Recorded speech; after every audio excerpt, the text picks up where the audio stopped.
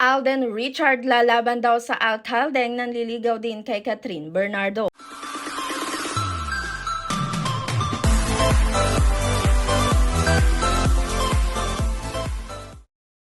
May nalilink na naman nga kay Catherine Bernardo na bagong manliligaw at sa pagkakataong ito ay hindi isang celebrity or hindi niya ka-industriya kundi ay isang politiko.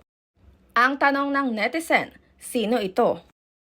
Ito ay si Lucena City Mayor Mark Alcala, ang panibagong pangalang lumutang na nanliligaw sa aktres na si Catherine Bernardo.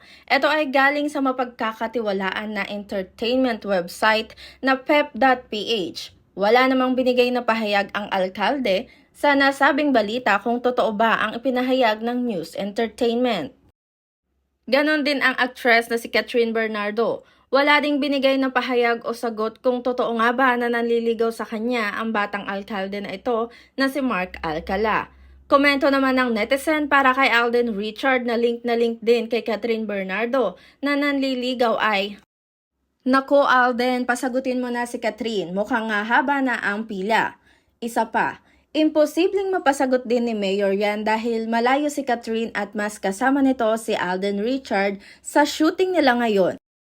Komento naman ng netizen para kay Catherine at kay Mayor Mark Alcala. "Nako Catherine, wag sa politika. Magulo dyan at baka kung saan-saan ka pa, madadamay." Isa pa ang komento, "Nangangamoy eleksyon na kaya dumidikit na ito sa mataas na pangalan. Kung sino sa kanila ang sincere Catherine, yun ang piliin mo."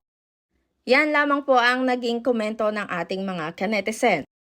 Ito po ang Starbuzz at yan lamang po ang ating balita ngayon. Huwag niyo pong kakalimutan pindutin ang subscribe button at i-share ang video na ito. Maraming salamat po.